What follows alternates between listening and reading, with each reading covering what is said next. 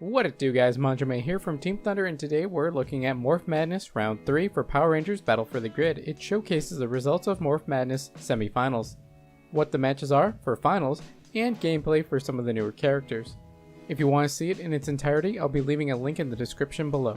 While you're there, be sure to subscribe to Team Thunder so you can stay up to date on Battle for the Grid news.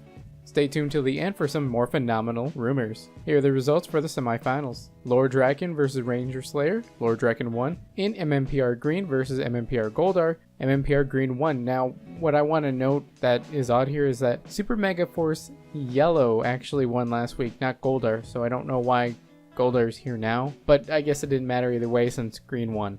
The results we've got here are the new versus the old.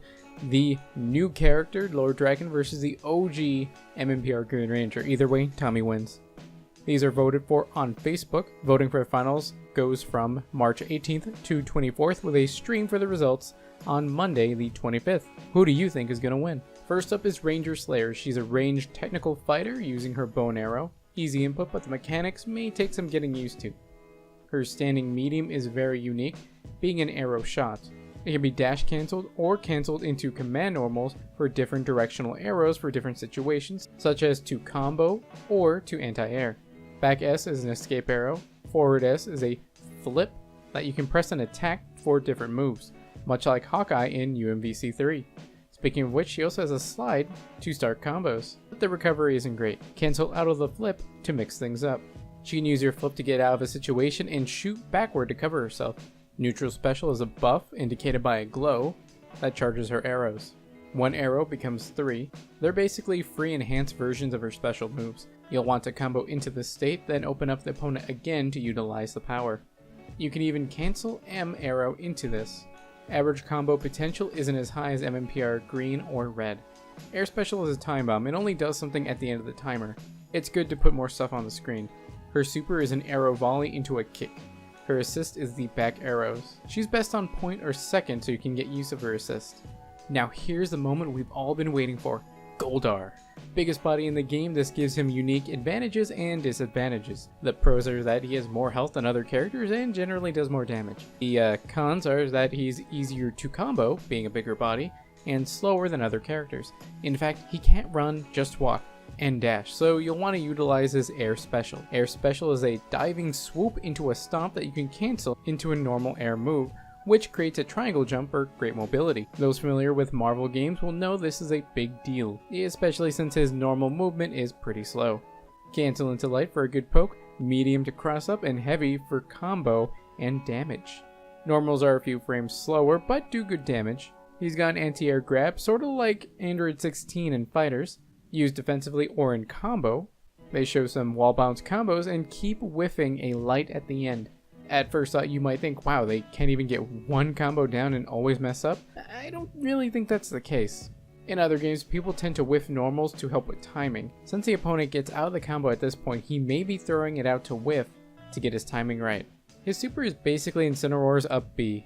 He jumps up and then crash lands. It hits the entire floor but has a sweet spot for the most damage. Raw, he got 50% of Goldar's health. However, it is super punishable on whiff.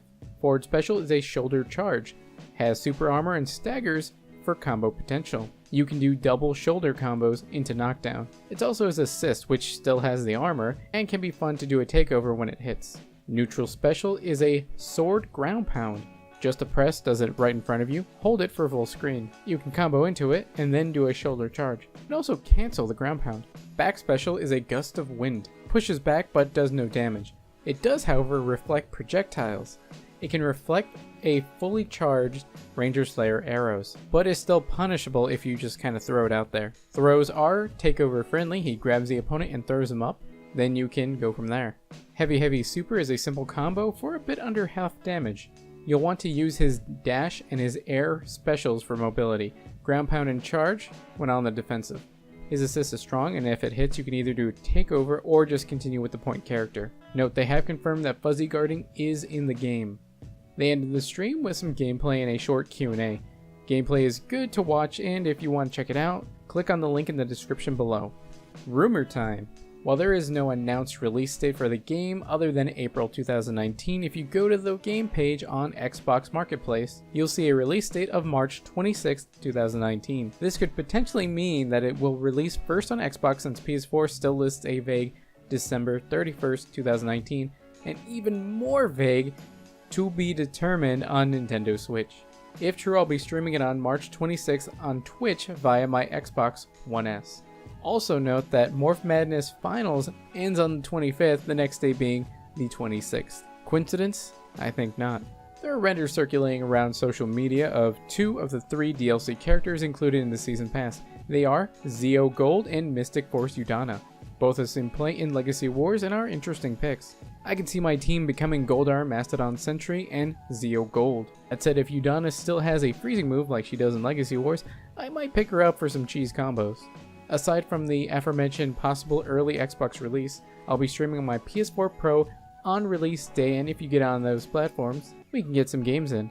I wish the cross progression and crossplay included PS4, but in the past it's been more on Sony than it has been on the developers in such matters. What system are you getting Battle for the Grid on? Well guys, that's it for Power Rangers Battle for the Grid Morph Madness Round 3. If you want to stay up to date on my videos and live streams on both YouTube and Twitch, check out links in the description below, like, comment, subscribe, and consider joining. That's all for now guys, Manjoume out.